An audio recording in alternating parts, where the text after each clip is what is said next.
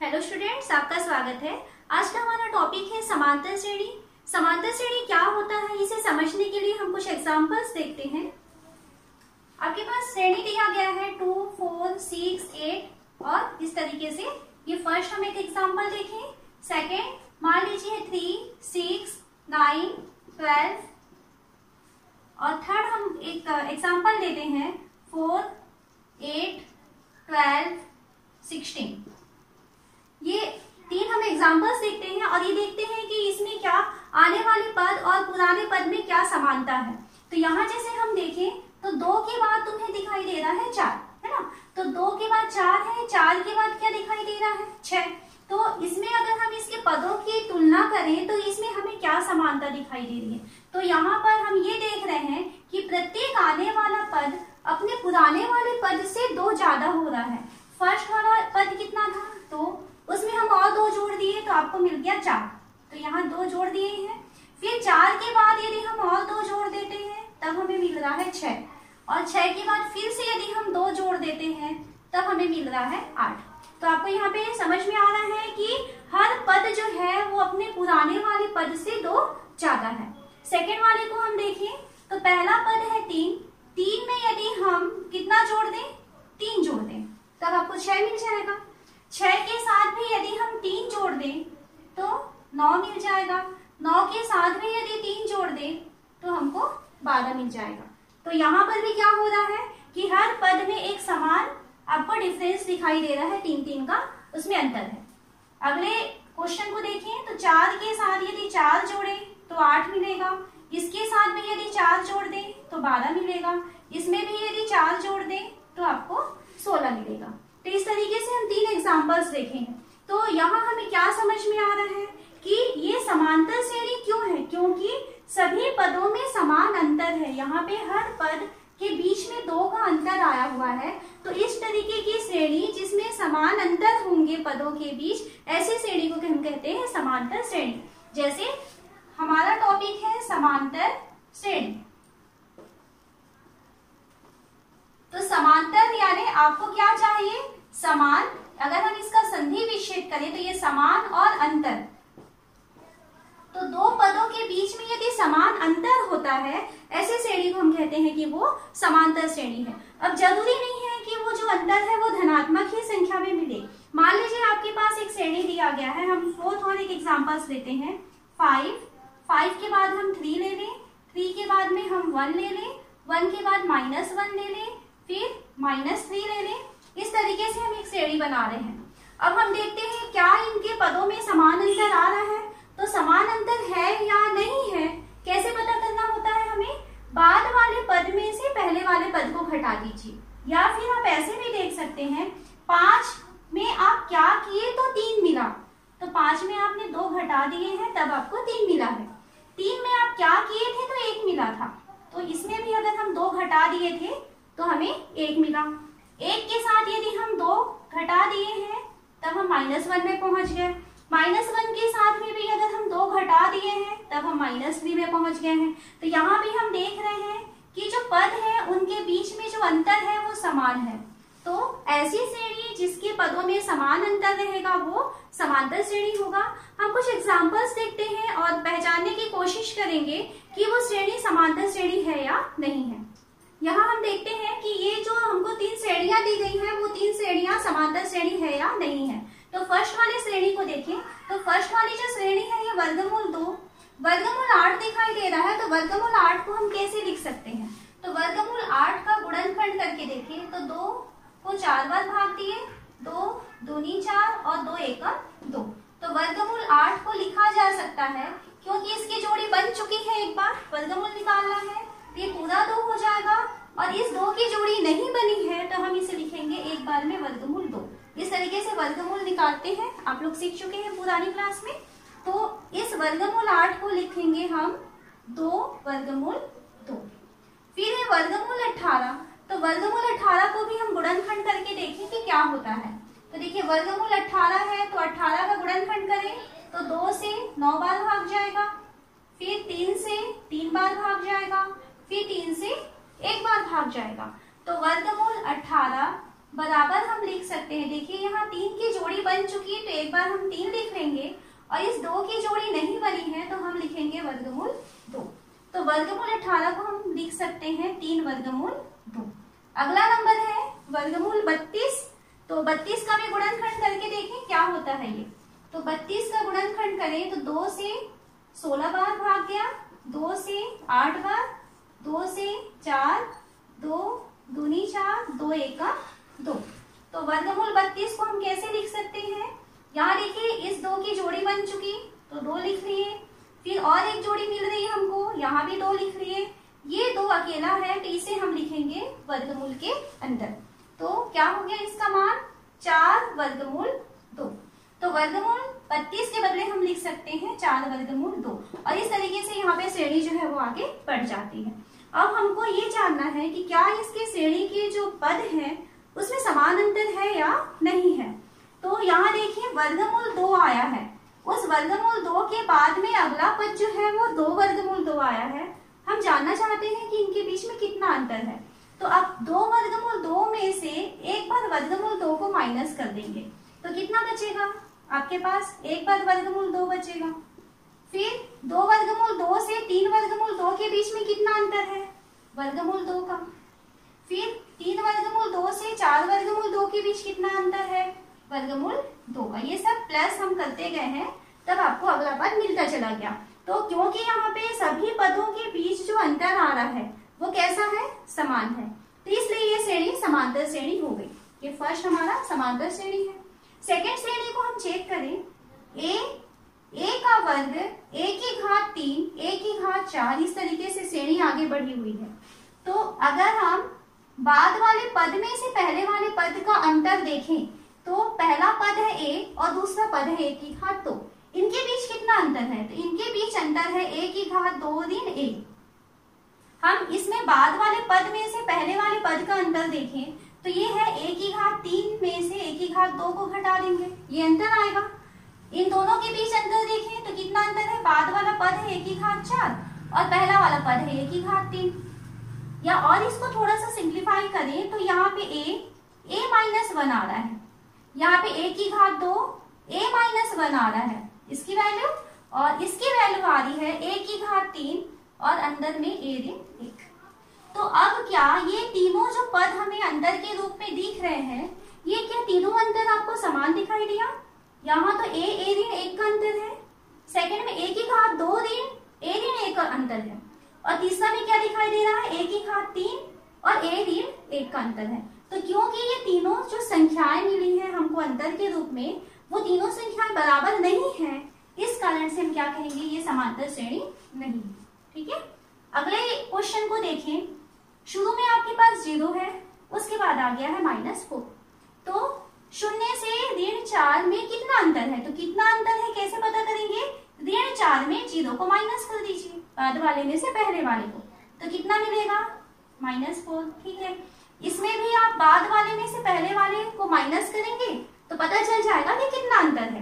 तो आप -8 में से किसको माइनस करेंगे, -4। तो -8 में से आप माइनस करेंगे -4 को, तो कितना हो गया ये -8 + 4, कितना अंतर आया -4। यहाँ चेक करें, -14 में से आपको क्या करना है, -8 को माइनस करना है। तो -14 में से माइनस करेंगे -8, तो -14 + 8। ठीक है, तो -14 + 8 कितना हुआ, -6 हुआ। अब हम इसको चेक करें, क्या ये तीनों संख्याएं हमको बराबर दिखाई दे रही है। तो यहाँ देखो, ये शुरू में -4 दिखाई दिया और तीसरा दिख रहा है आपको -6। तो क्योंकि ये तीनों संख्याएं बराबर नहीं है, इसलिए हम क्या कहेंगे, ये समांतर श्रेणी नहीं है। तो अभी तक आप समझ चुके होंगे कि समांतर श्रेणी है या नहीं है, ये कैसे चेक किया जाता है। तो ये चेक करने का तरीका है कि आप बाद वाले पद में से पहले वाले पद को घटाएंगे, और उसके बाद तीसरे वाले पद में से दूसरे वाले पद को घटाएंगे, चौथे वाले पद में से तीसरे वाले पद को घटाएंगे, और इस तरीके से आप चेक करेंगे क्या सभी पदों के बीच अंतर समान आ रहा है। यदि अंतर समान आता है तो हम कहेंगे कि वो समांतर श्रेणी है, और यदि अंतर, जैसे ये 2 एग्जाम्पल्स हमने देखे, यदि अंतर समान नहीं आता है तब हम कहेंगे कि वो समांतर श्रेणी नहीं है। यहाँ हमें एक श्रेणी दिखाई दे रही है 9, 12, 15 और 18। सबसे पहला जो पद होता है उसे हम लिखते हैं प्रथम पद। जब हम क्वेश्चन सॉल्व करेंगे तब आप इसको पहले लिखेंगे प्रथम पद और इसको ए से प्रदर्शित किया जाएगा। तो प्रथम पद ए का मान आपको दिखाई दे रहा है 9। ठीक है, जो सबसे स्टार्टिंग पद होता है उसको हमको ए से शो करना है। फिर उसके बाद में हमको देखना है कि इन दो सभी के पदों के बीच में अंतर कितना कितना आ रहा है। तो इनके जो पदों के बीच जो अंतर होता है उसे कहा जाता है सर्वांतर। तो उसका नाम है सर्वांतर। तो सर्वांतर कैसे ज्ञात किया जाता है? सर्वांतर के लिए किसी भी पद से उसके सामने वाले पद को आप माइनस कर दीजिए। जैसे अगर हम दूसरे पद में से पहले पद को माइनस करें, दूसरा पद यानी T2 में से हम T1 को माइनस करेंगे तो आप सर्वांतर निकाल सकते हो। या क्या कर सकते हो, T3 है तो T3 से पहले कौन आएगा? T2 आ जाएगा। यानी किसी भी पद से उसके सामने वाले पद या उसके एक पद पहले को यदि हम माइनस कर देंगे तो जो अंतर आएगा उसे कहा जाएगा सर्वांतर। तो यहाँ देखिए क्या आ रहा है सर्वांतर इसका। जैसे मान लीजिए हम दूसरे में से पहले पद को माइनस करेंगे तो दूसरा पद है 12 में से हम माइनस करेंगे किसको? 9 को। तो 12 में से 9 माइनस हो जाएगा तो कितना बच गया? 3। तो सर्वांतर को डी से शो किया जाता है, याद रखेंगे। तो डी से प्रदर्शित करेंगे तो डी का मान यहाँ आ गया है 3। एक चीज ध्यान रखना है कि जो सर्वांतर की वैल्यू है वो जरूरी नहीं है कि पॉजिटिव ही आए, वो निगेटिव भी आ सकती है या फिर कोई भी आपके पास वास्तविक संख्या मिल सकती है। अब हम इसमें देखते हैं कि पदों को किस तरीके से ज्ञात किया जाता है। तो पदों को कैसे ज्ञात करते हैं, देखिए यहाँ पे प्रथम पद को हम T1 लिखेंगे। T1 की वैल्यू कितनी है? 9 यानी कि आपको मिला है पहला पद को हमने ए से प्रदर्शित किया था। फिर T2 की वैल्यू के लिए आपने क्या किया, पहले पद में आप सर्वांतर को जोड़ेंगे, है ना। यानी 9 में हम क्या जोड़ेंगे तो 12 मिलेगा। तो पहला पद था 9 में हमने कितना जोड़ के 12 लाया हुआ है? 3। यानी दूसरे पद के लिए हम गए हैं ए में, हमने डी को जोड़ लिया।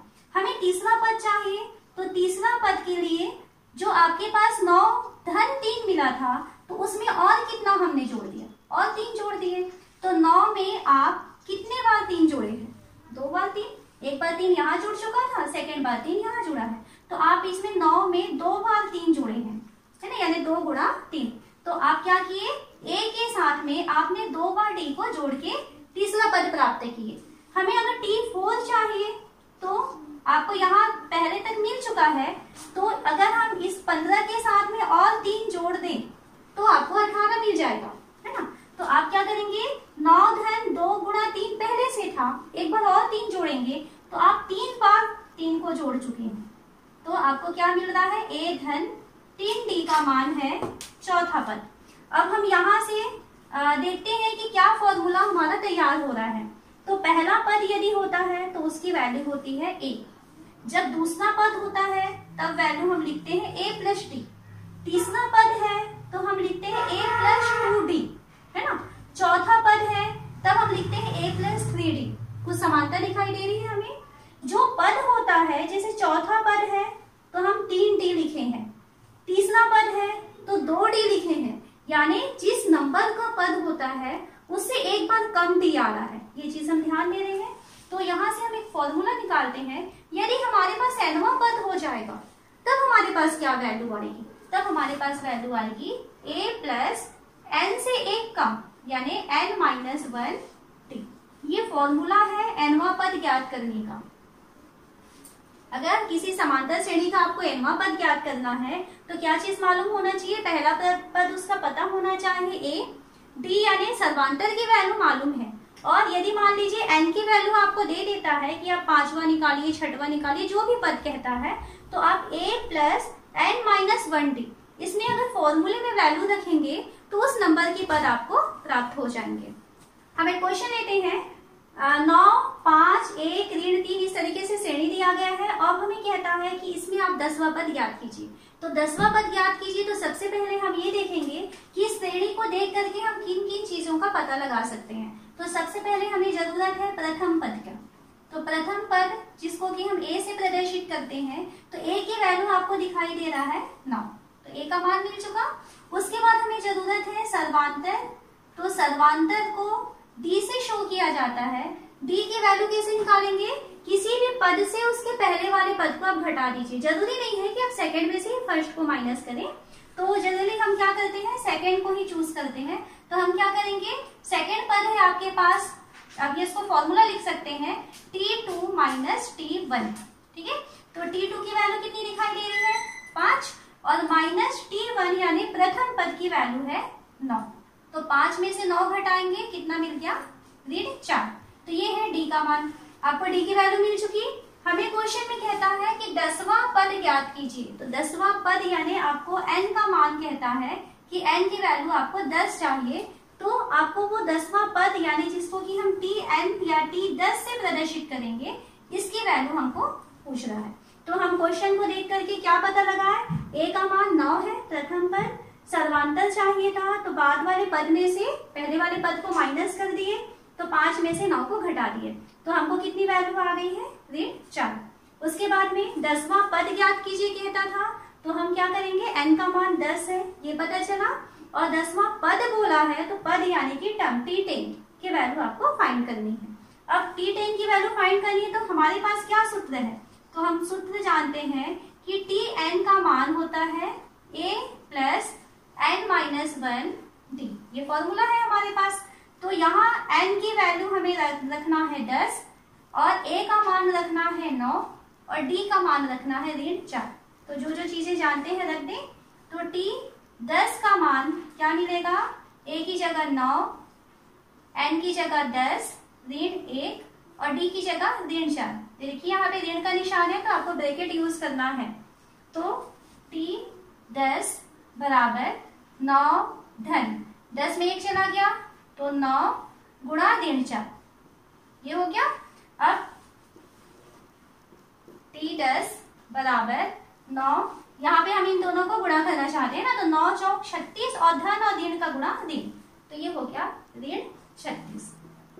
तो T10 की वैल्यू कितनी आ गई, ऋण 27। तो इस तरीके से अगर आपको कोई श्रेणी दिया गया है, उस श्रेणी में अगर आपको किसी नंबर का पद पूछता है कि 10वां नंबर का पद निकालिए या 15वां नंबर का पद निकालिए, तो क्या करना है, सबसे पहले श्रेणी को देख करके आप प्रथम पद पता करेंगे, उसके बाद में उस श्रेणी का आप सर्वांतर निकालेंगे। सर्वांतर कैसे निकालना है कि बाद वाले पद में से पहले वाले पद को माइनस करना है। तो जैसे हम सेकंड में से फर्स्ट को माइनस किए, ठीक है, तो सर्वांतर डी निकालेंगे। उसके बाद में जिस नंबर का पद कहता है वो हमारे पास n की वैल्यू होगी, तो n की वैल्यू कहा था उसने 10, ठीक है। और हमें क्योंकि nवां यानी 10वां पद बोला था, यानी आपको T10 की वैल्यू पूछा था, तो T10 की वैल्यू निकालनी है, और फॉर्मूला हमारे पास यूज करना है Tn equal to a plus n minus 1 t। तो एग्जाम में इससे क्वेश्चन आते हैं, तो आप लोग इसकी बहुत अच्छे से प्रैक्टिस करेंगे। नेक्स्ट हमारे पास क्वेश्चन दिया हुआ है 8, 15, 22, इस तरीके से एक श्रेणी दिया गया है, और ये कहता है कि इसका अंतिम पद यदि 218 है तो पदों की संख्या ज्ञात कीजिए। तो इस टाइप का यदि क्वेश्चन है तो हम इसे कैसे सॉल्व करेंगे। सबसे पहले आपको जो श्रेणी दिया गया है, इस श्रेणी से क्या क्या जानकारी मिल रही है हम नोट कर लेते हैं। यहाँ पे हमको मिल रहा है प्रथम पद, ये पता चल रहा है। प्रथम पद को हम a से शो करेंगे, तो a की वैल्यू हमें यहाँ दिखाई दे रही है कितनी, 8, ठीक है।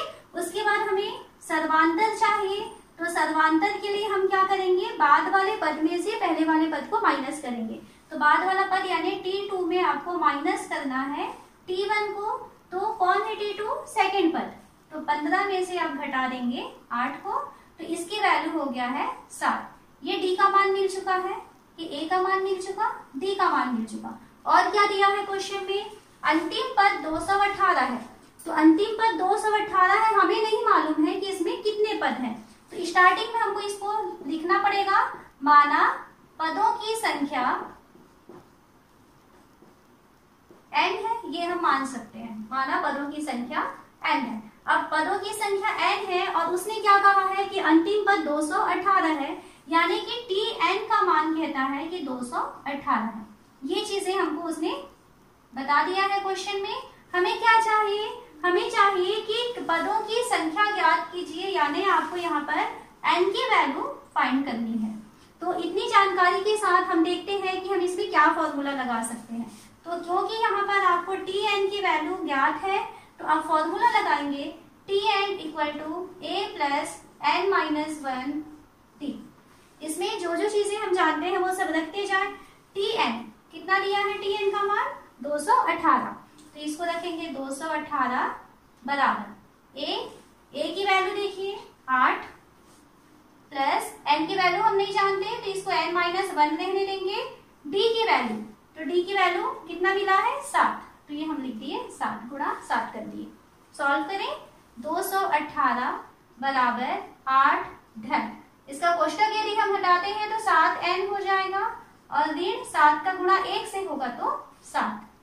218 बराबर 8 में से 7 माइनस करेंगे कितना बचेगा 1 धन 7n, 1 यहाँ से हटा दें तो 218 ऋण 1 पक्षांतर होकर इधर आया तो वो माइनस का साइन ले लिया उसने 7n, तो 218 में 1 चला गया कितना बचा 217, तो 7n की वैल्यू मिल रही है 217। ठीक है, हमें n की वैल्यू चाहिए तो n की वैल्यू 217 बटे 7, कैंसिल करें 7 या 21 और 7 एकम 7, तो हमें क्या मिल रहा है यहाँ पे आंसर कि n का मान 31 आया।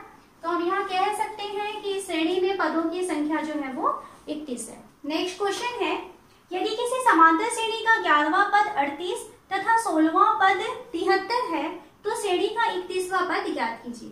तो कैसे सॉल्व करेंगे, यहाँ भी देखिए ना तो आपको श्रेणी का प्रथम पद पता है और ना ही इसका सर्वांतर मालूम है, तो हम यहाँ पे लिखते हैं माना प्रथम पद इक्वल टू 1, ये मान लेते हैं और ये मान लेते हैं कि इसका सर्वांतर जो है वो d है, ये हम मान लिए।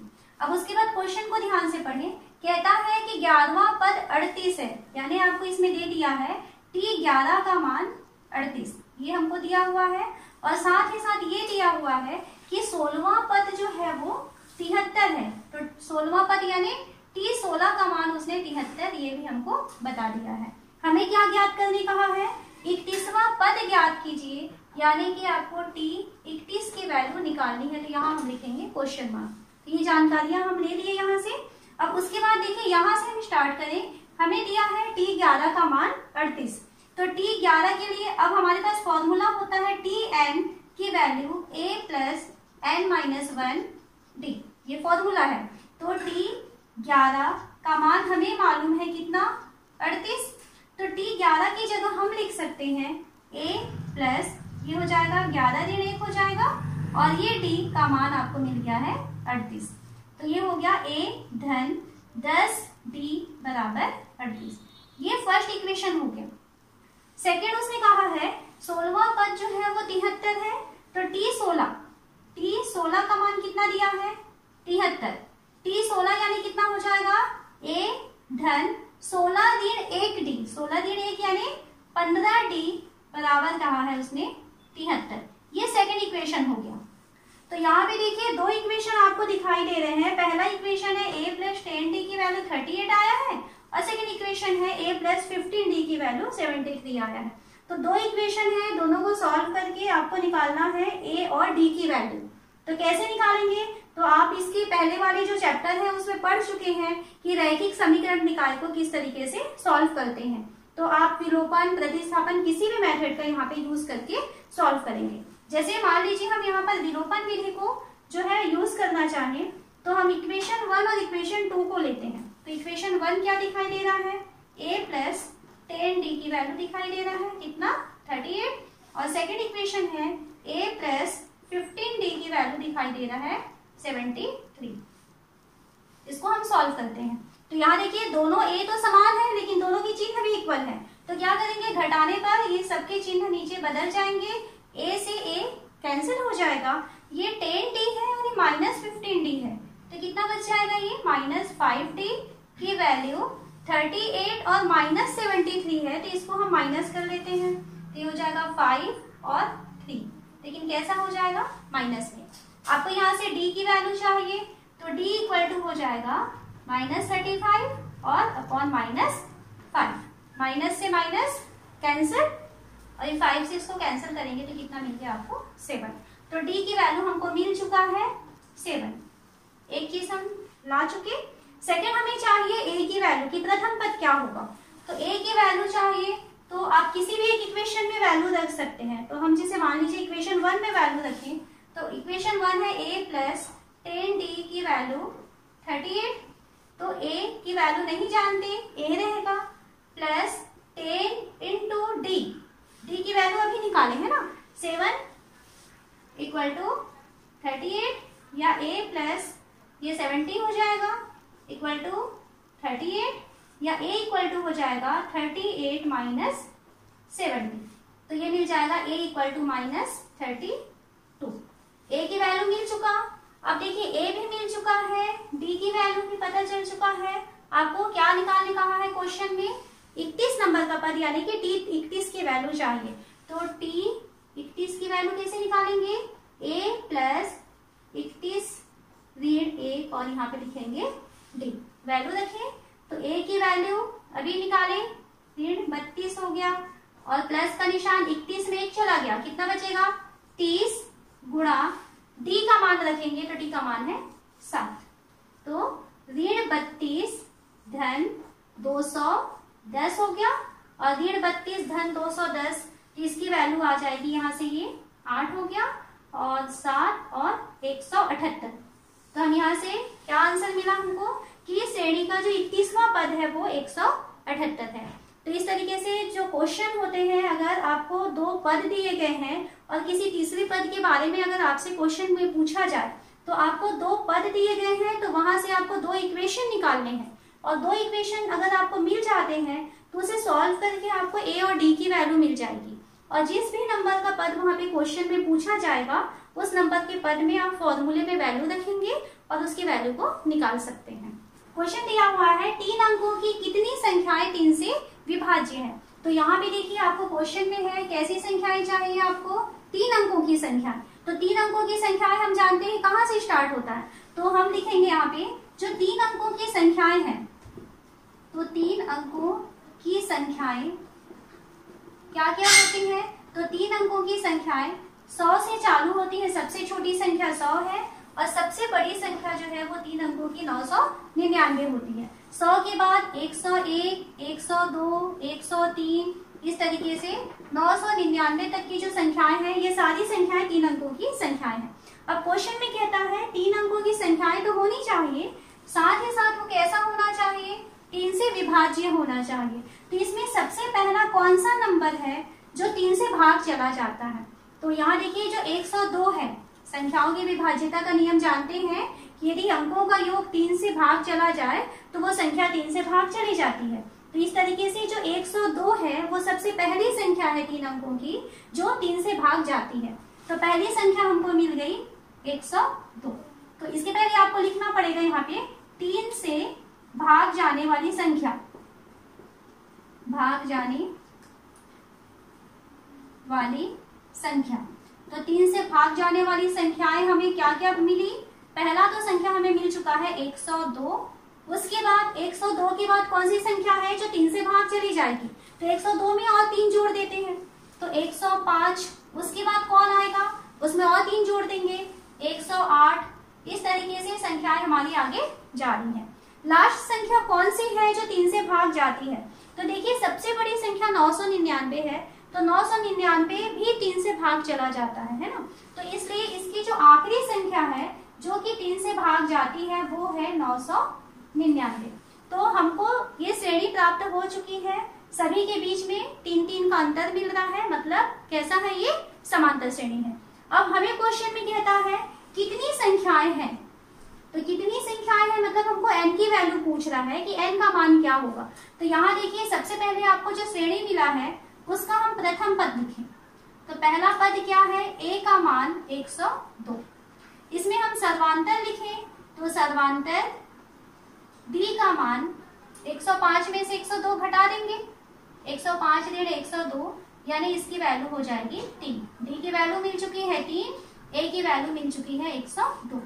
999 आखिरी नंबर का पद है। हम मान लेते हैं कि श्रेणी में n पद है, तो आखिरी नंबर का पद यानी tn का मान हमें दिया हुआ है 999। ये भी पता है। हमें क्या निकालना है? हमें इसमें n की वैल्यू चाहिए कि कितने पद हैं ज्ञात कीजिए, यानी आपको n की वैल्यू चाहिए। तो फॉर्मूला है हमारे पास Tn equal to a plus n minus 1 d। अब यहाँ जो जो जानकारी है वो सब भरते जाए। Tn का मान कितना दिया है 999 बराबर a की वैल्यू 102, n माइनस 1 तो n की वैल्यू नहीं जानते तो n माइनस 1 ही रहने देते हैं। d का मान, तो d का मान देखिए कितना दिया हुआ है 3, ये मिल चुका। तो 999 बराबर 102, कोष्टक हटाते हैं तो ये कितना हो जाएगा 3n ऋण 3। 999 बराबर 102 ऋण 3 है तो ये कितना हो जाएगा 99 धन 3n। आपको n की वैल्यू चाहिए तो यहाँ से 99 को पक्षांतर करना पड़ेगा। तो 3n का मान कितना हो जाएगा 999 ऋण 99, यानी 3n की वैल्यू आ गई है 900।